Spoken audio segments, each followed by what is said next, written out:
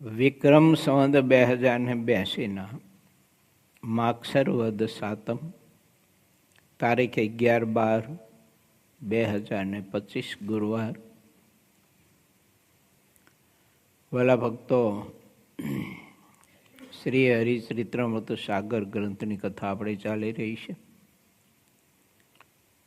તેમાં 24મા પૂર્ણના 10મા તરંગની કથા, એની અંતિમ ભાગની ચોપાઈઓ 45, 42, 43 આ બધી ચોપાઈઓમાં ભગવાન સ્વામિનારાયણે જે વાત કરી સભામાં, તે બધી જ સિદ્ધાનંદ સ્વામીએ ગ્રંથિત કરી છે.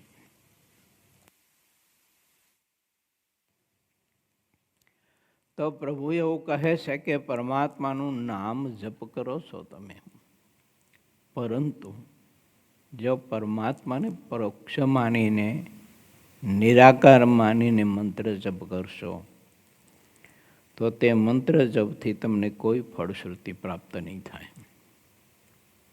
સદાય પરમાત્મા પ્રગટ છે, સદાય સાકાર સ્વરૂપ છે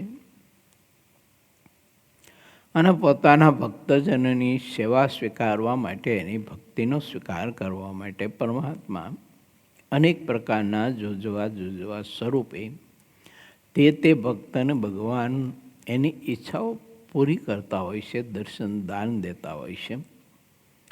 તો એ પરમાત્માને કોઈ દિવસ પરોક્ષ ન માનવા.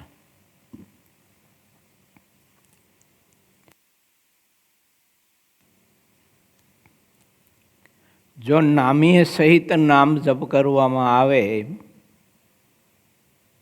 તો જેમ સૂર્યનો પ્રકાશ ઉદય થાય અને અંધારું નાશ પામે છે, તેમ આત્મામાં રહેલું અજ્ઞાન રૂપી અંધારું દૂર થાય છે અને પરમાત્માની ભક્તિમાં વધુ ને વધુ એને સર્વોત્કૃષ્ટ શ્રદ્ધા જાગે છે.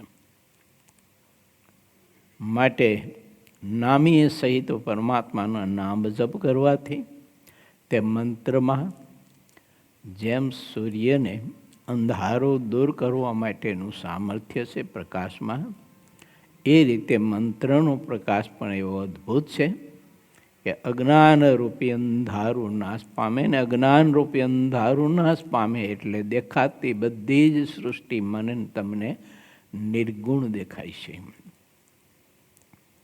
દેખાતા માત્ર આકાર બધા જ આપણે નિર્ગુણ દેખાય છે, એટલે વિકાર બધો નષ્ટ થઈ જાય છે. એટલી અદ્ભુત અને અમોઘ તાકાત સ્વામિનારાયણ મહામંત્રમાં છે, જેને જે યુગમાં, જે સમયે, જે ઇષ્ટ સ્વરૂપના નામ મંત્ર પ્રાપ્ત થયા ને એને એ પ્રગટ ભાવે ભક્તિ કરી, તો એને ચારેય વેદોનું ને તમામ પુરાણ માત્રનું જ્ઞાન બધું એમાં આવી ગયું. આમ આપણા પુરાણો અને આપણા શાસ્ત્રો કહે છે મંત્ર જાપની તાકાત અને શક્તિ કોઈ જુદી છે. માટે નામે સહિત મહારાજનું નામ મંત્ર જપ કરવા, ભક્તિ કરવી, ભજન કરવું. સદાય પ્રગટ ને પ્રગટ મહારાજને ભેળા ને ભેળા રાખો. જેમ આત્મા શરીરને ભેળું ને ભેળું રાખે છે, પણ શરીરને ઘડીભર પણ આત્મા ભૂલતો નથી, તેમ મહારાજની મૂર્તિઓને તમે ઘડીભર પણ ભૂલીએ નહીં, અખંડ ને અખંડ ભેળીને ભેળી રાખીએ. જેમ આત્મા શરીરમાં રહે છે, તેમ જીવે ભક્તે પરમાત્માની મૂર્તિના સુખમાં આનંદમાં રહેવું જોઈએ, અખંડ ને અખંડ. નાશવંત, દુઃખરૂપ, હાડકાનો માળખો, માંસનો લોચો, અનેક પ્રકારની ગંધાતી વસ્તુ, એમાં આત્મા અખંડ અખંડ વાસ કરીને રહે છે, એને ભેળું ને ભેળું રાખે છે, એ ભૂલતો નથી. આવું વિકારવાન શરીર અને એને ઘડીભર ભૂલતો નથી, તો પરમાત્માનું સ્વરૂપ તો તમામ વિકારોથી રહિત છે, નિર્વિકાર છે. પરમાત્માનો સુગંધ એવો, એનો સ્પર્શ એવો, એનું રૂપે એવું, એના મુખની વાણી પણ એવી. એટલે આપણા પરમહંસોએ બધું અનુભવ્યું, તેમને પાછું લખ્યું, આપણને મહાત્મય સમજાયું. ભગવાન જ્યારે બોલે ને ત્યારે કંઈક આત્માઓને પ્રભુમાં આમ એવી પ્રીતિ થાય ને મીઠું લાગે ને મહારાજનું બોલવું આ એવું મીઠું લાગે તે જગતના બીજા જીવની વાણી એને હાવ કડવી ઝેર જેવી થઈ જાય, એને બીજું કોઈનું સાંભળવું ગમે નહીં. અહીં મોટા પુરુષે લખ્યું છે, રસ માત્ર બધો છે ને એને એવો કડવો ઝેર જેવો થઈ જાય, બધો જ રસ, સ્પર્શ રસ, રૂપ રસ, શબ્દ રસ, ભોજન રસ વગેરે વગેરે બધું જ. રજનીમાં નિંદ ન આવે, ભોજનીયો નવ ભાવે રે, અધાજી મને શ્યામ વિના સુખ ના આવે. મુક્તાનંદ સ્વામીની પદાવલી છે. બધું નીરસ થઈ ગયું. એને જગત આ સંસારીઓને એ આગથી બળતો હોય ને એવો દેખાય. મને સ્વપ્ન ન ગમે સંસાર, કહો ને કેમ કીજીએ રે. કેમ આ મંત્રના પ્રભાવે તે મહામુક્ત પુરુષો એવા રંગાઈ ગયા. એને આ જગત સંસાર વિષયો પદાર્થો દેહ દેહીઓ જે કંઈ યત્કિંચિત પરમાત્માની આ સૃષ્ટિની રચના પૈકીનું કોઈ પણ કાંઈ હોય, મહાપુરુષોને બધું નકારું દુઃખરૂપ લાગતું હતું ને એમાં ઉદાસ વૃત્તિ રહેતી હતી. મહારાજે પોતે પણ પોતાના નિશ્ચય કરીને આપણને બતાવ્યું છે. બધું જગત ખોટું કરવા માટેનું મહારાજે આપણને કારણ બતાવ્યું.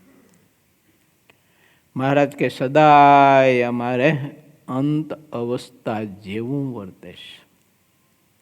આપણને અંત અવસ્થા જેવું સદાય, અથવા એકાદો દિવસ, અથવા દિવસમાં એકાદી કલાક, અથવા એકાદી કલાકમાં એકાદી મિનિટ, આ બધું જ અંત અવસ્થા જેવું વર્તે.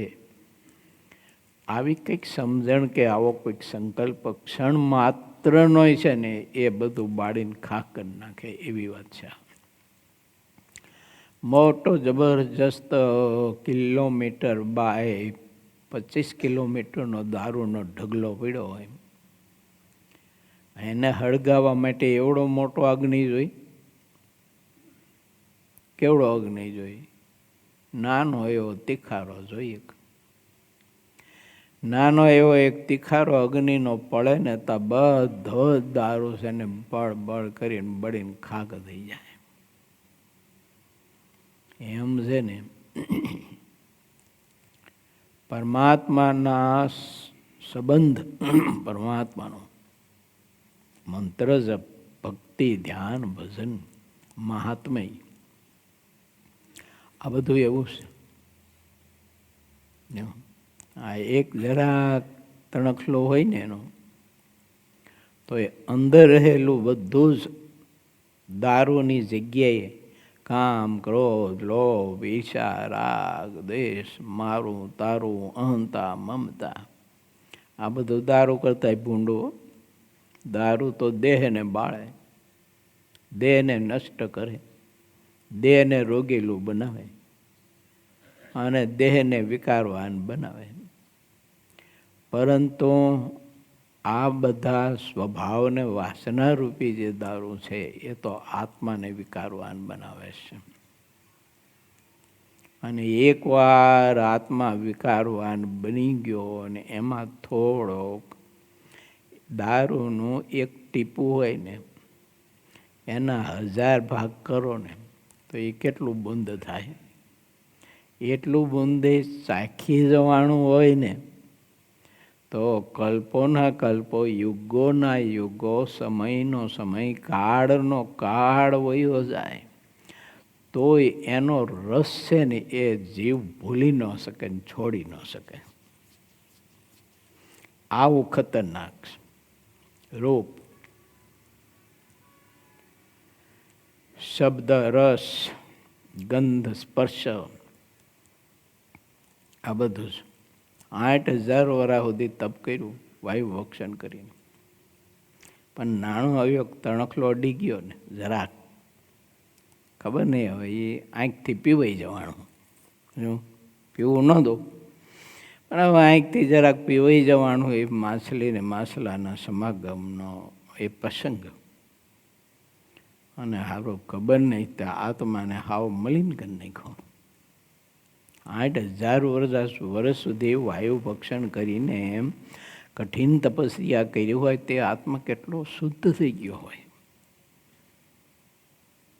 પણ એટલી વારમાં માછલી અને માછલાનો સમાગમ ક્ષણ માત્ર, પછી તો તરત નેત્ર ખેંચી લીધા, બંધ કરી દીધા. પણ હવે એ દ્રષ્ટિ ગઈ એ ભેગું વૃત્તિથી અંદર એવું ગરી ગયું, ખબર નહીં તો ઓલું બધું હાવ ઢાંકી દીધું, બાળી દીધું. અને માંધાતાની 50 કન્યાઓના કાંડા પકડ્યા, એના એને ફેરા ફેરા ઋષિ ભગવાન વ્યાસજીની કલમે કથા લખાયેલી છે. એટલે ભગવાન સ્વામિનારાયણ એમ કહે છે કે હે મારા વાલા ભક્તો, મારા ભારતવાસીઓ, બહેનો,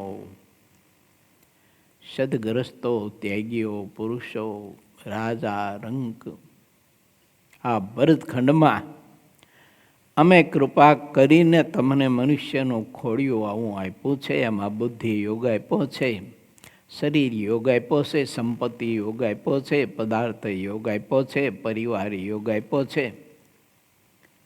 અને હવે કામ ભૂલ કરો તમે. આવો દારૂ વિષયરૂપી નાનો એવો તણખલો, એક ટીપું દારૂ એના 1000 ભાગ કરે એ કેવડું બુંદ હોય. એવડા બુંદે 8,000 વર્ષની એ આરાધના ઉપર એને અંત પછેડો ઢાંકી દીધો. ગજબની વાત છે ને, તાકાત તો તમે જોવો. માટે જે ઘૂંટડે ઘૂંટડે પીતા હોય, આખી બોટલ હોય, એને શું દિશા થાય કહો જોઈ. આ બધા પિક્ચરો જોતા હોય, મોબાઈલોમાં બધું ન જોવાના ચિત્ર જોતા હોય, એ બધા ઘડા ભરી ભરીને દારૂ પીતા કહેવાય. એક બુંદ આવું આમ જોઈએ તો 100ની અણી પાણીમાં બોરી અને એક જરાક આમ ટપકું કરો એટલું થાય એ બુંદ. એના 1000માં ભાગ કરો એટલે એક ટીપાના. અને એવડા બુંદે ખબર નહીં બોલો અજ્ઞાનતાનો પછેડો એવો ઢાંકી દીધો. ક્ષણ માત્ર ઢાંક્યો, પણ ક્ષણ માત્ર ઢાંક્યો એમાં આખું જ બદલાઈ ગયું. આખો પ્રવાહ બધો જે જગ્યાએ લઈ જવાનો હતો એના બદલે નહોતો લઈ જવાનો, એ પ્રવાહ બધો જ ત્યાં દોર્યો તૂટી અને પાણી બધું ત્યાં ભરાણું, અને આગળના ક્યારા બધા કોરા રહ્યા. એટલે ભગવાન શ્રી હરિ એમ કહે છે કે મારા આશ્રિતો, મારા ભક્તો, મારા લાડક ભાઈઓ, થોડુંક વિચારજો કે તમારો પ્રવાહ બીજે વળી ન જાય. પ્રેમનો પ્રવાહ, પ્રીતિનો પ્રવાહ, બહુ કિંમતી પ્રીતિનું જળ છે. અને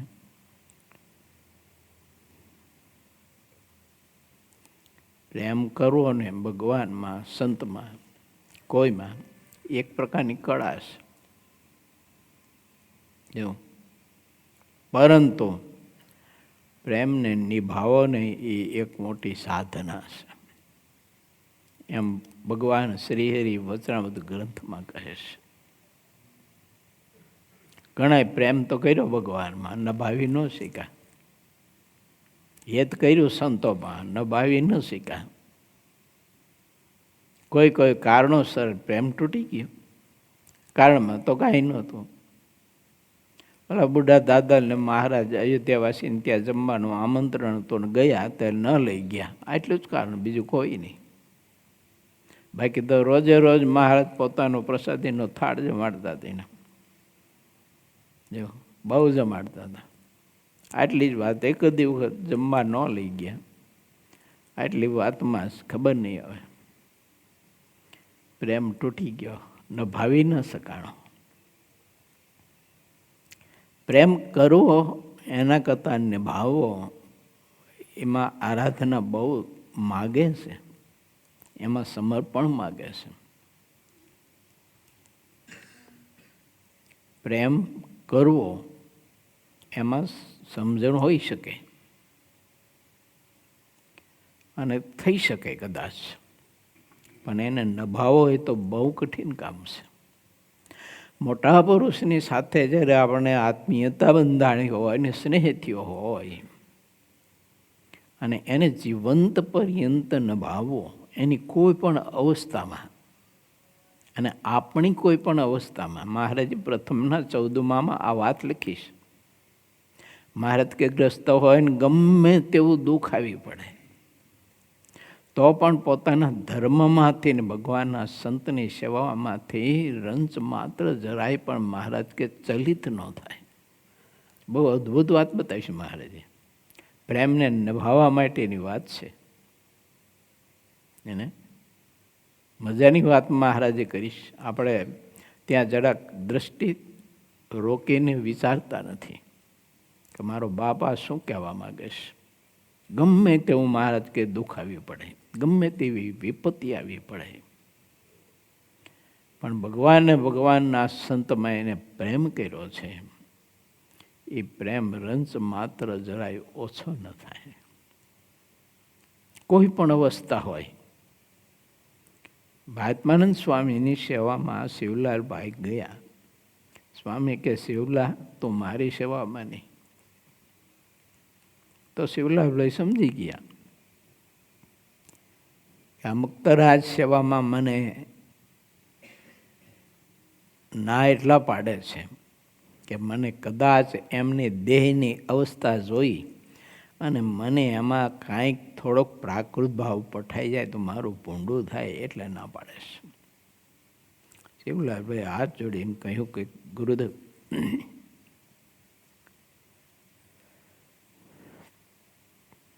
તમારામાં મને કોઈ પણ અવસ્થામાં, કોઈ પણ કારણે ખુદ અક્ષરાધિપતિ આવી અને મારી કસોટી કરે તો પણ તમારે વિશે મને મનુષ્યનો ભાવ રંચ માત્ર ક્યારેય સ્વપ્નમાં પણ નહીં આવે.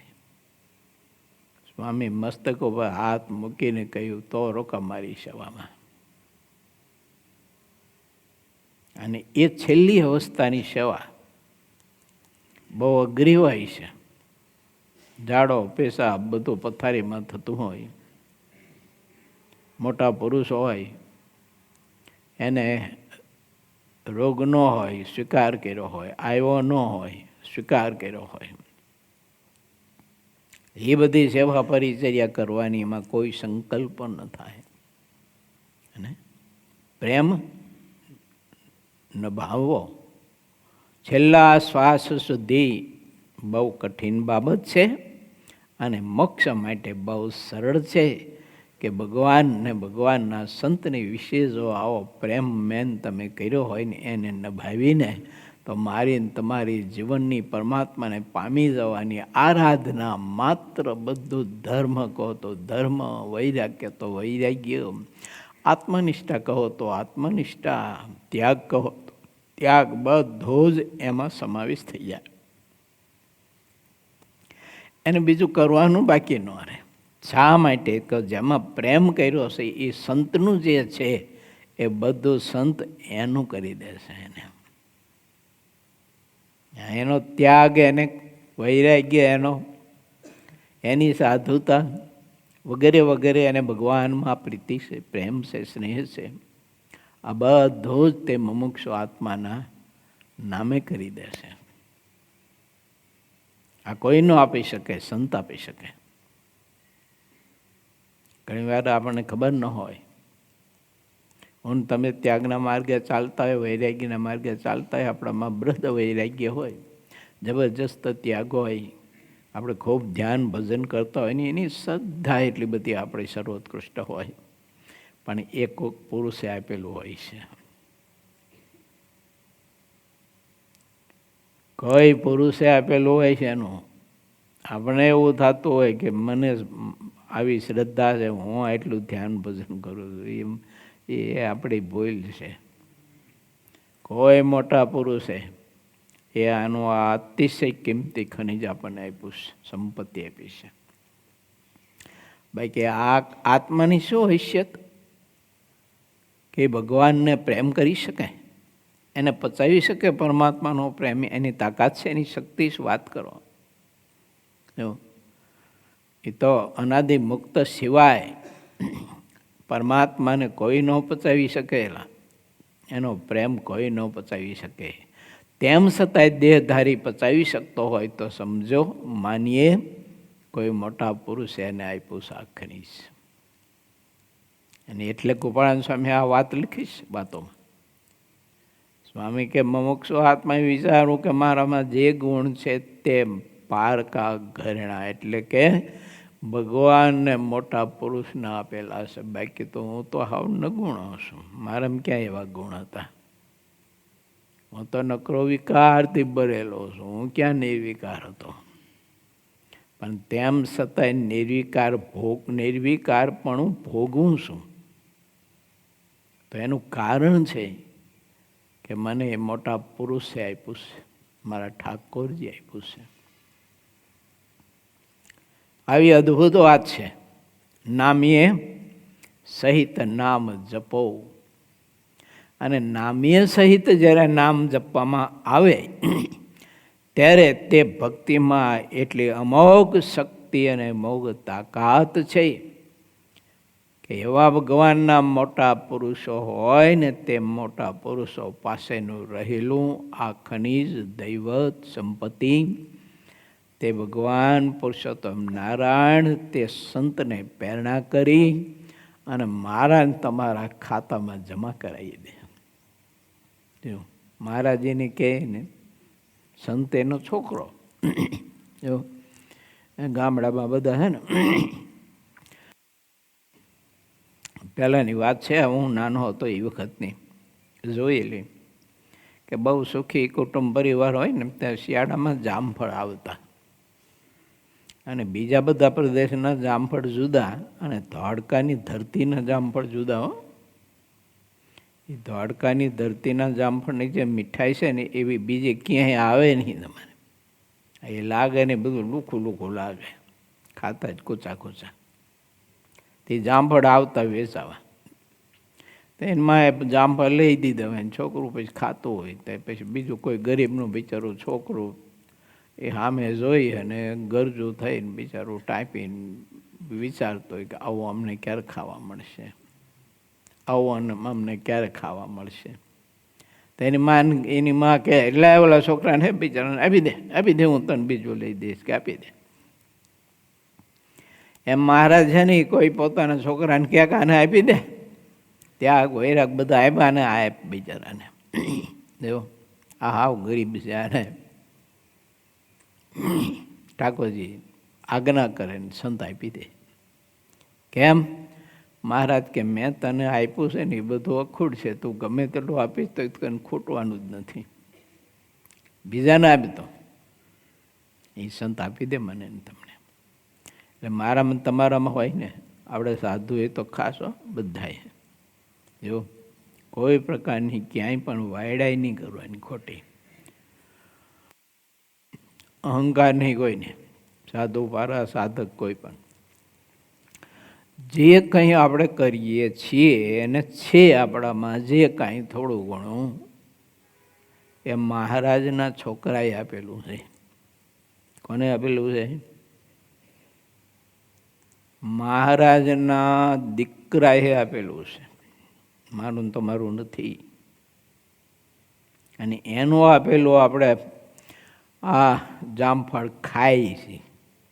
જો મહારાજના અતિશય લાડકવાયો દીકરો એનું આપેલું જામફળ ખાય છે હું તમે. પછી આપણે એવું નહીં વિચારવું કે આ ઘરની વાડીનું, મારી વાડીનું, મારા બગીચાનું છે. બગીચો જ ન હોય તો પછી જામફળ ક્યાંથી હોય? આમ વાત છે. જો અને પછી ઓલા છોકરાને જામફળ મળે ને, ગરીબના છોકરાને, તો એને તો એટલી એક જામફળ નાનું હોય એની મગર અડધું ખાઈ ગયું હોય, જો અડધું ફાડ્યું હોય જામફળનું. તો એ જામફળનું અડધું ફાડ્યું મળે ને તો એ જાણે એને સ્વર્ગ મળી ગયું હોય ને એટલો આનંદ હોય, એટલો આનંદ. ખાતો જાય ને દોડતો જાય ને માન કે માં મને જામફળ મળ્યું, માં મને જામફળ, માં મેં જામફળ ખાધું, માં મેં જામફળ ખાધું. બાલ્યકાળમાં બધું જોયેલું છે ને એ વાત કરું છું તમને. મને તમને કોઈના કહેવાથી જામફળ આપ્યું છે, આપણે ન માની લઈએ કે મેં ખરીદ્યું છે. એટલે કાવડીઓ ખીચામાં ન હોય તો તું જામફળ ક્યાં લેવા જવાનો હતો? તારે ભાઈ ક્યાં ફદ્યું હતું? અને ઓલો વેચવાવાળો મફત આપે એમ. આત્માને ત્યાગ વૈરાગ્ય પ્રાપ્ત કરે એવી એનામાં ક્યાં શક્તિ હતી? એ ધર્મિષ્ઠ બને એવી આત્મામાં ક્યાં શક્તિ હતી? એ એકાંતિક બને એવું ક્યાં આત્મામાં હતું કાંઈ? પણ તેમ છતાં એ બધું થયું, મળ્યું, કોઈ આપ્યું? એમ જો વિચારે ને તો ભગવાનના સત્પુરુષનો પ્રેમ કોઈ દિવસ તૂટે નહીં, અખંડિત રહે, અખંડ રહે, વધે પણ ઘટે નહીં. પ્રીતિ વધે પણ ઘટે નહીં. કેમ કે મને આવી કિંમતી મને સંપત્તિ આપી છે. માણસ ખરેખર માણસ જો હોય ને તો એને કોઈ એની એવી અવસ્થામાં કોઈએ મદદ કરી હોય, શેર બાજરો આપ્યો હોય, એને થોડુંક આપ્યું હોય જમવાનું. હું નાનો હતો ને ત્યાર પછી ઓલું વાડીએ રાત રહેવાનું હોય ને, તે પછી ઓલું ભાતમાં હોય ને ખાવાનું. તો એ વખતે તો પરિસ્થિતિ બધી હું કેવી હોય ખાવાનું. તે આવડે એક ગોળની ગાંગડી હતી નાની એવી, એમાં એક માલધારી હતો, એની ડોશીમાં હતી. તે એ વખતે મને સંકલ્પ થયો, મેં કીધું આ ડોશીમાં અને કોઈ દિવસ બિચારાને ગોળ છે ને ઓઠે અડાડવા મળતો નહીં હોય. મેં એ ભાતમાંથી કાઢીને ગોળની કણી એ ડોશીમાને આપી અને એ ગોળ એને ખાધો. પછી ડોશીમાં આમ મને અનુભવ છે કે જ્યાં સુધી મને નજા ન મળીને ત્યાં સુધી વાડીએથી આવતા જતા એને વચમાં એની વાડી આવે અને ત્યાં રહે. તે ઓલે ડોશી છે ને પેલા છોકરા ત્યાં તો શું કે મને ગોળ આપ્યો, હા હા હા શું ગોળ આપ્યો કે. તે ડોશી મરી ત્યાં સુધી યાદ રાખ્યું. બોલો, એક નાની એવી ગોળની કણી જો, બોલો, મરી ત્યાં સુધી ડોશી યાદ રાખ્યું. એમ સજ્જનતા જો હોય, માનવતા જો હોય, તો પછી ભગવાનના સંતે આપણે પ્રેમ આપ્યો હોય ને એક જ વખત મસ્તક ઉપર હાથ મૂક્યો હોય અને એક જ વાર આપણે બાથમાં લઈને ભેટા હોય ને મારા બાપ, તો એ મસ્તક ઉપર હાથ મૂકતાની સાથે અને ભેટા હોય ને તો ભેટતાની સાથે એના ત્યાગ, વૈરાગ, જ્ઞાન, સમજણ, આત્મનિષ્ઠા, સાધુતા, ઠાકોરજીની આજ્ઞા કરીને બધું જ આપણે ભેટા હોય ને ત્યારે આપણી છાતી દ્વારા અંદર બધું જ પરોવી દીધું હોય. બધું જ ખનિજ આપણને આપ્યું હોય, પણ ભક્તપણું જો આપણામાં હોય, સમજ જો હોય આપણામાં, તો એને ભૂલી નહીં કદી. એને પછી જે કંઈ ગુણ વર્તતા હોય અને જે ગુણમાં આપણે કહેતા સદગુણમાં આપણે વર્તતા હોય અને જે સદગુણના કારણે આધારે આપણે પરમાત્માની મૂર્તિનો આનંદ લૂંટતા હોય, સેવાનો આનંદ લૂંટતા હોય, ભજનનો આનંદ લૂંટતા હોય, સત્સંગનો આનંદ લૂંટતા હોય, તો એ આનંદ લૂંટતા લૂંટતા કદી પણ એ ભૂલે નહીં, નગુણો ન થાય.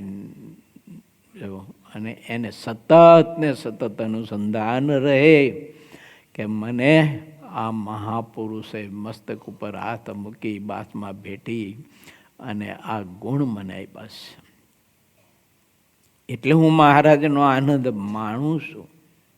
બાકી તો આ જીવ છે ને કલ્પો ને યુગોથી વિષયોનો આનંદ માણતો આવ્યો છે અને વિષયો ભોગવતો આવ્યો છે. એની ક્યાં ભગવાનનો આનંદ ને સુખ માણ્યું છે કે વખત ચાખ્યું નથી. જો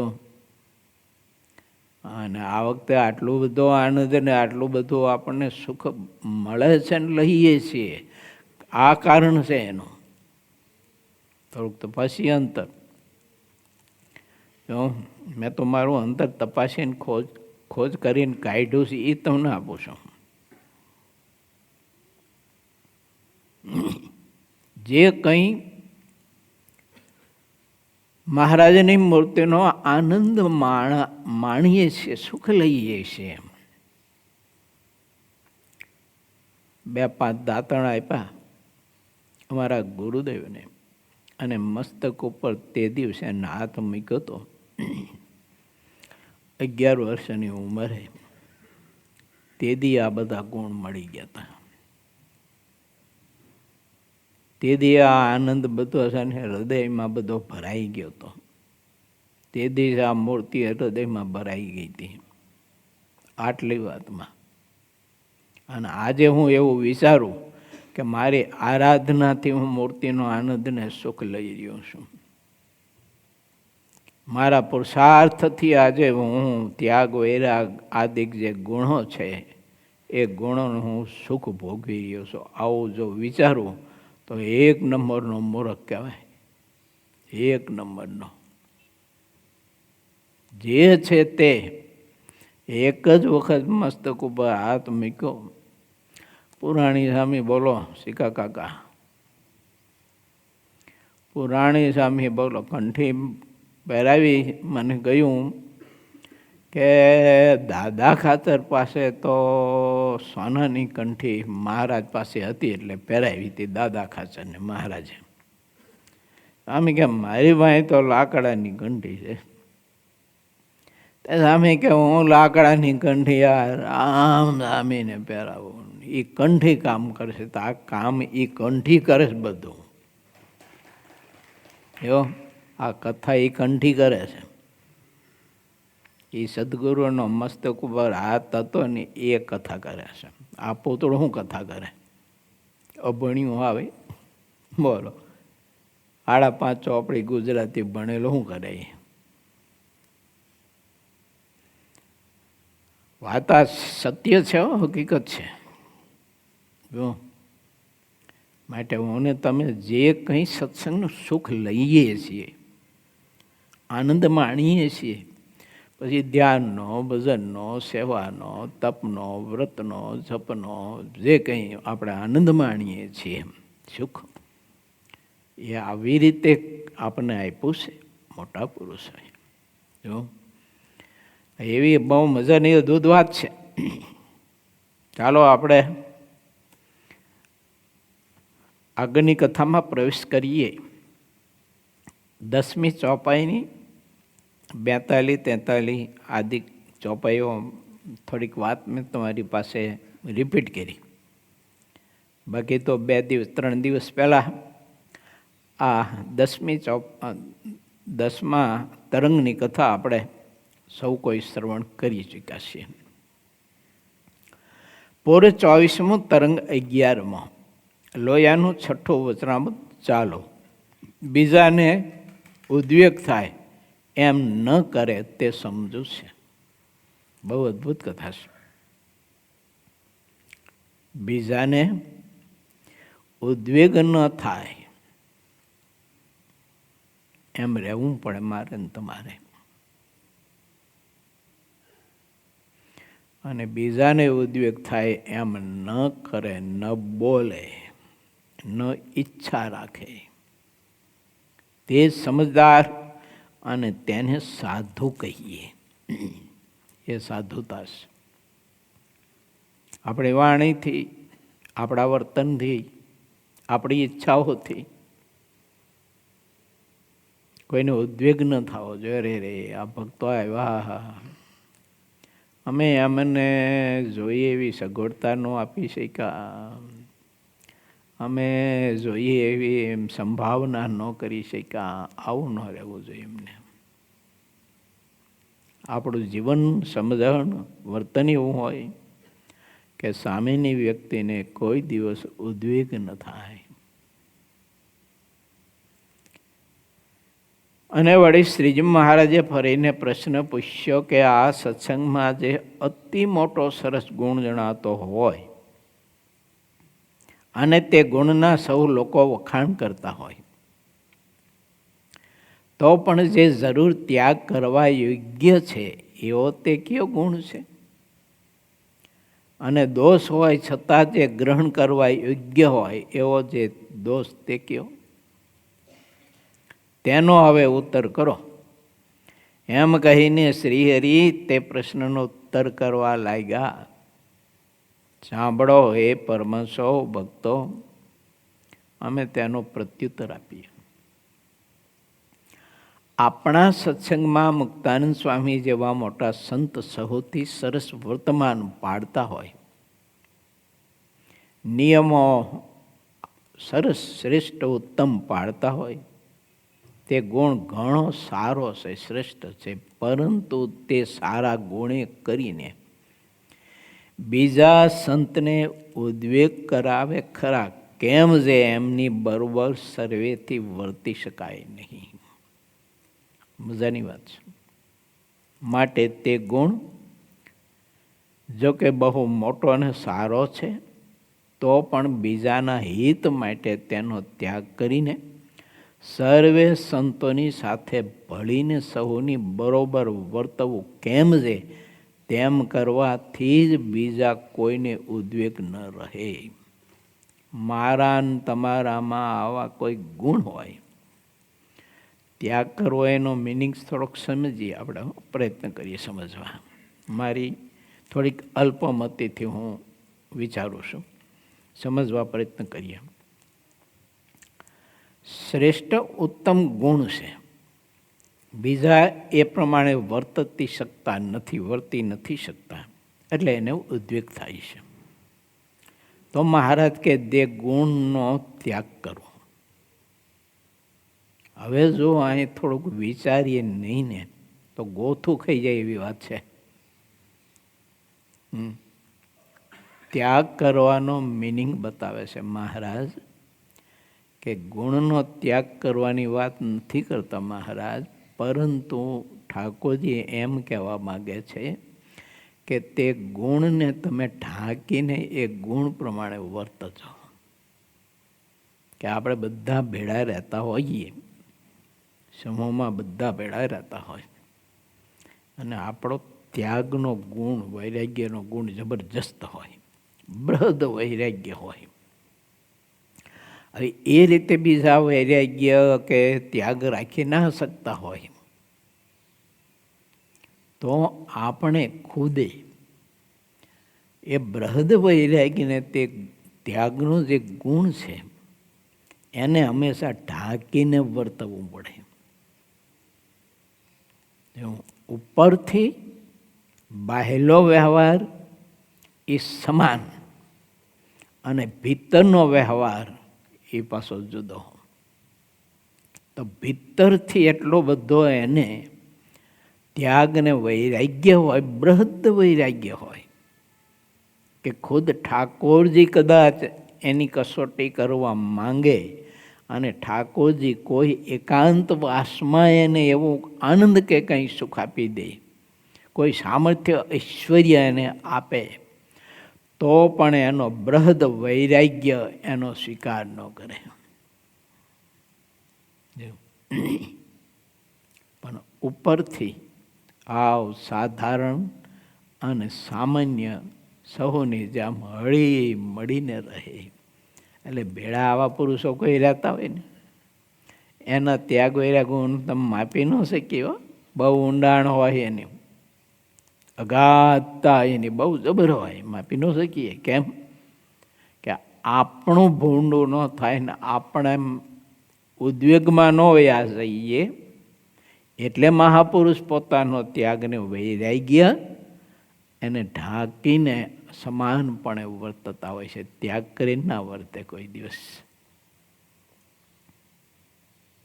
જો ત્યાગ કરીને જો વર્તે તો સાધુતા ગઈ, દાસ પણ ગયું, ભક્ત પણ ગયું. ત્યાગ કરીને ન વર્તે, ઢાંકીને વર્તે. ઢાંકીને વર્તે એટલે આપણને તો આપણે જેવું બધું સાધારણ દેખાય. આપણે બેડા ખાતા હોય, પીતા હોય, બેસતા હોય, ઉઠતા હોય, હરતા હોય, ફરતા હોય, બોલતા હોય, આનંદ કરતા હોય, બધું કરતા હોય. પણ એને છે ને એક ક્ષણ માત્ર પણ ઠાકોરજીનો આનંદ મૂકી અને બીજો આનંદ લેવો ને એનો સંકલ્પ સુદ્ધા સ્વપ્નમય ન થતો હોય. કારણ કે એને તો બધું હાવ નકારું લાગે છે, હાવ નકારું લાગે છે. તેમ છતાંય આપણને સ્મિત આપે, આપણને હાસ્ય આપે. આપણા ખભા ઉપર હાથ મૂકી અને એટલું બધું સ્મિત આપે, એટલું બધું હાસ્ય આપે. એ છે ને એ એનું હાસ્ય, એનું સ્મિત છે ને એના ઠાકોરજી સિવાય કોઈને ન આપે, કોઈને ન આપે. એને જરૂર જ નથી. કારણ કે એની દ્રષ્ટિમાં ઠાકોરજી સિવાય કોઈ છે જ નહીં, કોને આપે?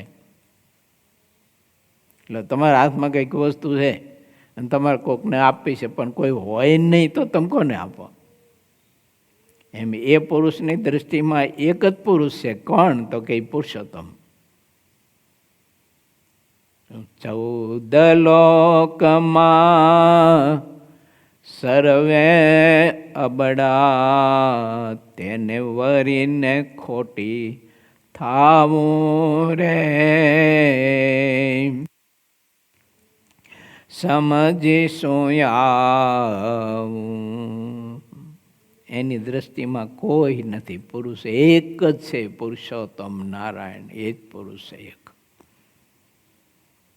અને એને એ સ્મિત આપે, એને હાસ્ય આપે, એને પ્રેમ આપે.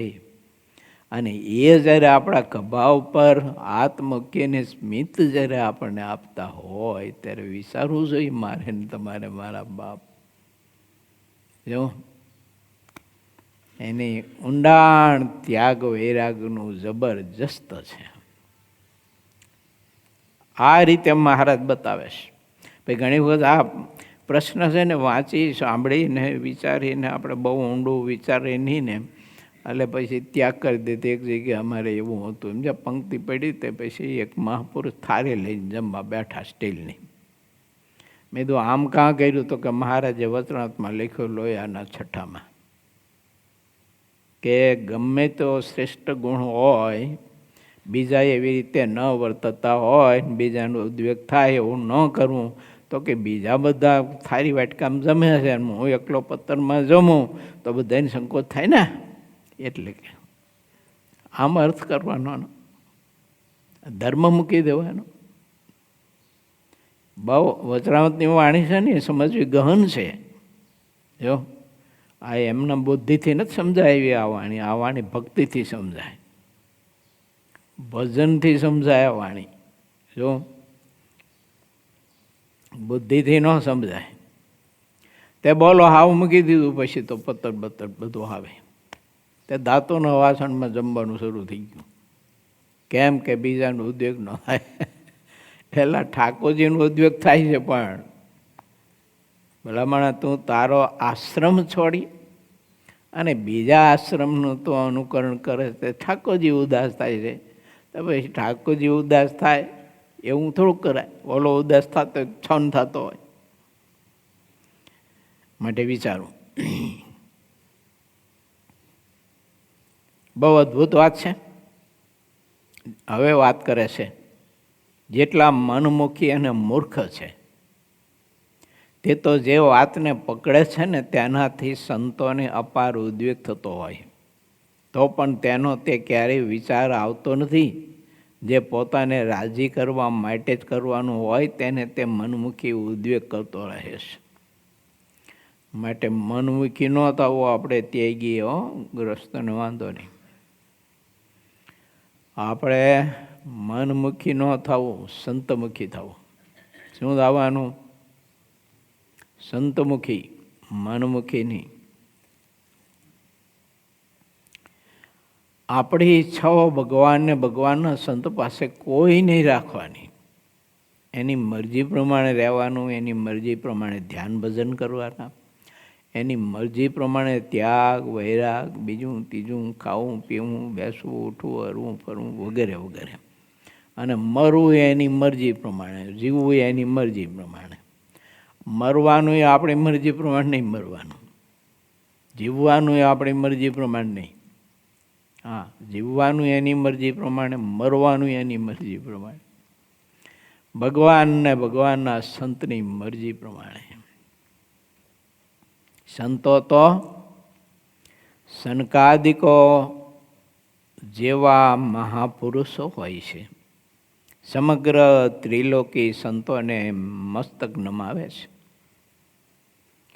એવા સંતોને જે કોઈ ઉદ્વેગ કરાવે છે તે કદાચ ભૂમિથી અધ્ધર ચાલે તેવો હોય તો પણ તે સંતોથી વિમુખ થઈ રહ્યો છે એમ માનવું તેની તેને ગમ પડતી નથી. પરંતુ જે ન સમજે તેને સંતો પણ શું કરે?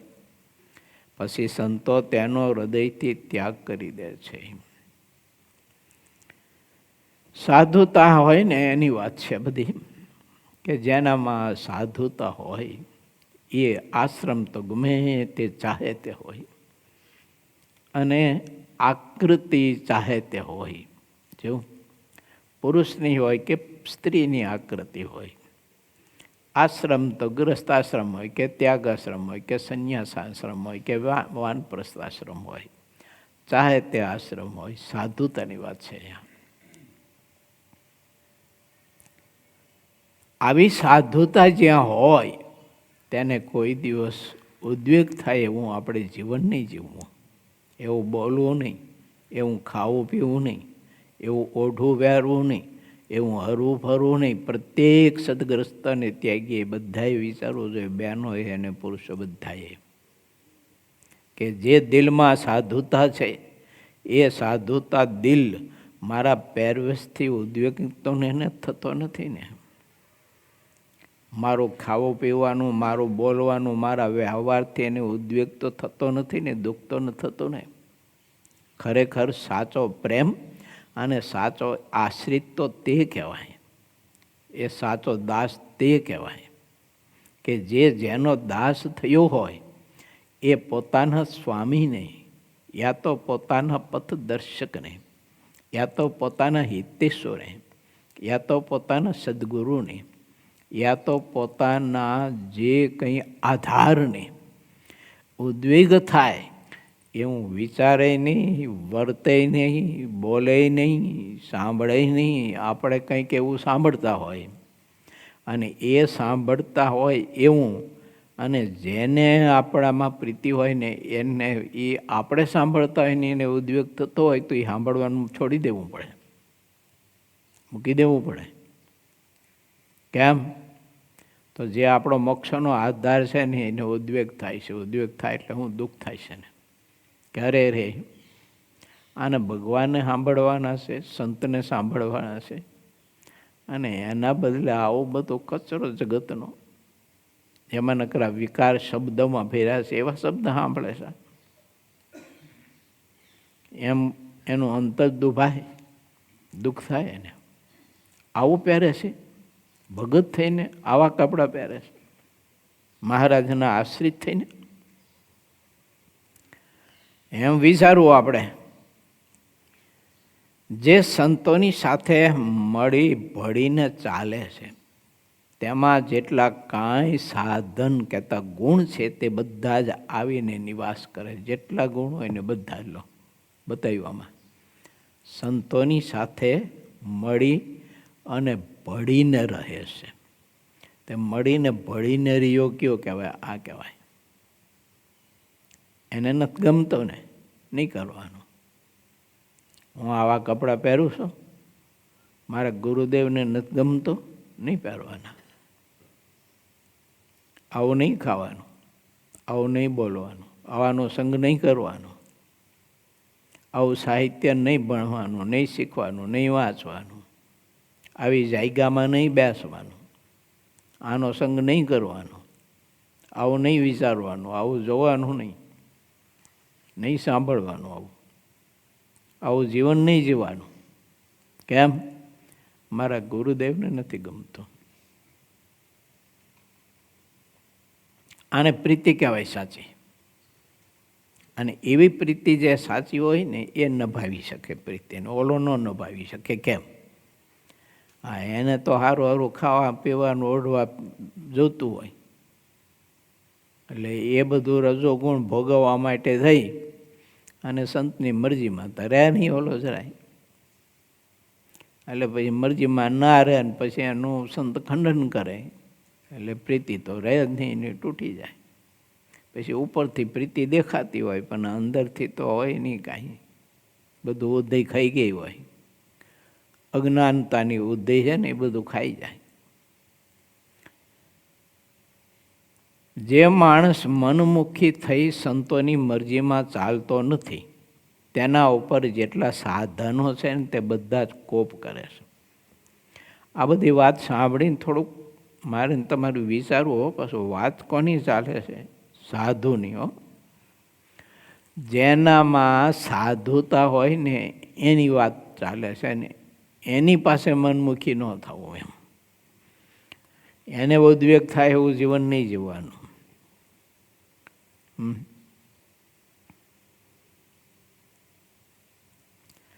પછી કોપાયમાન થયેલા તે પોતાના સાધનો તે બાંધીને સંતોથી દૂર રહે છે.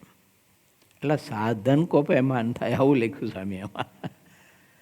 સાધન કોપાયમાન થાય. મને છે ને, હું સુરત ગયો ને હમણાં 2 દી પહેલાં, તે હરિભગત મળ્યા. મને કે ગુરુજી, મેં કીધું બોલો ને જી. તો મને કે સારા નિયમ થતા નથી ને ભજન નથી થતું. મેં કીધું વજન તો થાય છે ને, ભજન ન થાય તો કાંઈ નહીં. કીધું તારું વજન તો ઘણું છે, કીધું 100 કિલો ઉપર હશે. કીધું જો વજન ન થાય તો કાંઈ નહીં, વજન તો થાય છે ને. મેં કીધું ના પૂરાય એવી ખોટ જાય. નિયમ તો 1 દિવસ નહીં, 1 કલાક નહીં, 1 મિનિટ નહીં, પણ 1 સેકન્ડ ન છૂટવું પડે. અને એના માટે જીવવું પડે, નિયમ માટે જીવવું પડે. જો પદાર્થ ખાવા પીવા માટે, દેહીઓ માટે નહીં જીવવાનું, નિયમ માટે જીવવાનું. થવું પડે નિયમ. કીધું સાધન કોપાયમાન થાય છે એવું લખવામાં.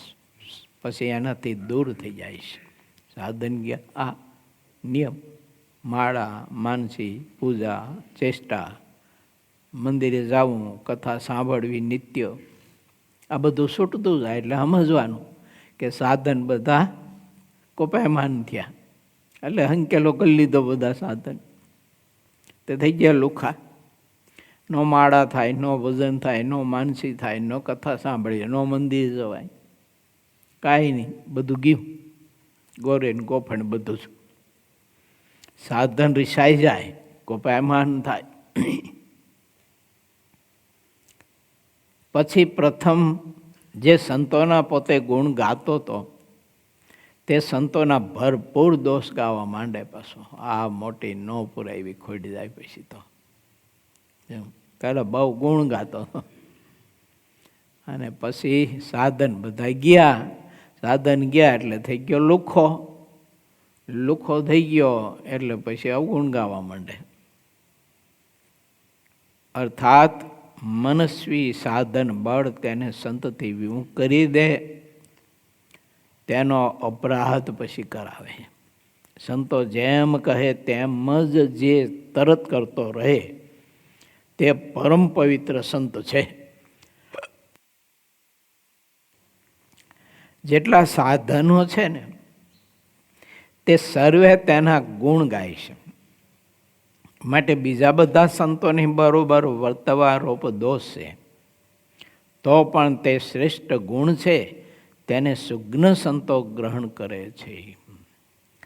માટે સુજ્ઞ ભક્ત હોય ભગવાનના, બુદ્ધિશાળી, વિચારશીલ, તો એને વિચારવું બરોબર વર્તવા રૂપ ગુણ જણાતો હોય તો તે ગુણને જાહેરમાં બધા દેખે ને એમ તે ગુણની આપણે આરાધના ન કરીએ. મતલબ કે તે ગુણ એમ ન રાખીએ. ગુણનો ત્યાગ નહીં કરવાનો, પાછો રાખવાનો, પણ બીજા જોઈ જાય એમ નહીં રાખવાનો. અમે નાના હતા ને ત્યારે ઓલા ઉકેડામાં બધો કચરો નાખ્યો ને પછી વરસાદ થાય ને તેમાં ઓલા ગોટલા ગયા હોય ને, પછી આંબો ઉગ્યો હોય, એમાં ગોટલો ઉગ્યો હોય, તે આંબાનો છોડવો આવડો થયો હોય ને તે પછી છોકરા લાવતા હોય એમને ઘીરે રોપવા. તો એના મોરિયા બોરિયા આમાં આમ હાથે ઢાંકીને લાવે. પછી છોકરા એમ કે કાગડો જોઈ જાય ને તો કે ન પછી ચોટે, કે એ કાગડો મૂળિયા જોઈ જાય ને તો ચોટે નહીં કે. એમ છે ને, ગુણને કાગડા જોઈ ન જાય ને ઢાંકીને રાખવા જોઈએ. જો કાગડા જોઈ જાય તો પછી કાગડાનો ઉદ્યોગ થાય બિચારાને, સમજાય? માટે વિચારવું, ગુણનો ત્યાગ ન કરતા આ બધું સાંભળીને, પરંતુ એને ઢાંકીને વર્તવાનો, બીજાને જણાવવા નહીં દેવાનું. અને આપણું જે ધ્યાન ભજન કે વગેરે ત્યાગ વૈરાગ જે છે, અને જે કંઈ આપણે અનાસક્ત જીવન જીવીએ છીએ ને પદાર્થનો જે આપણને અભાવ છે, તે પદાર્થનો અભાવ તો આપણને અંદર એટલો ને એટલો હોવો જોઈએ. જો આવી રીતે સુજ્ઞ પુરુષોએ જીવન જીવવું અને પરમાત્માની ભક્તિ કરવી, બહુ મજાની અદ્ભુત વાત ભગવાન સ્વામિનારાયણ આપણને સૌ કોઈને સમજાવી રહ્યા છે. વાલા ભક્તો, ભાગ્યશાળી છીએ આપણે કે આપણને આવો ગ્રંથ સિદ્ધાનંદ સ્વામી આપ્યો છે, અને એનું આપણે શ્રવણ કરી અને જીવનને કૃતાર્થ કરવા માટે આરાધના આપણે કરી રહ્યા છીએ. મહારાજ આપ સહુ કોઈને, મને, તમને બધાને આ રીતે ગુણ, એનું સુખ, એનો આનંદ માણવા માટેની મહારાજ સાધુતા અને સમજણ અધિક ને અધિક આપે. એ સાથે કથાને અહીંયા આપણે 11મા તરંગની કથાને આપણે અહીં થોભાવીએ. 16મી ચોપાઈ સુધીની કથા લીધી. 17મી ચોપાઈમાં આવતીકાલે આપણે પ્રવેશ કરશું. શ્રીવતીમ સિદ્ધરમ સર્વદેવેશ્વરમ ભક્તિધર્માતુજમ વાસુદેવમ હરે કામદામ કારણમ સ્વામિનારાયણમ નીલકંઠમ ભજે. સહજાનંદ સ્વામી મહારાજની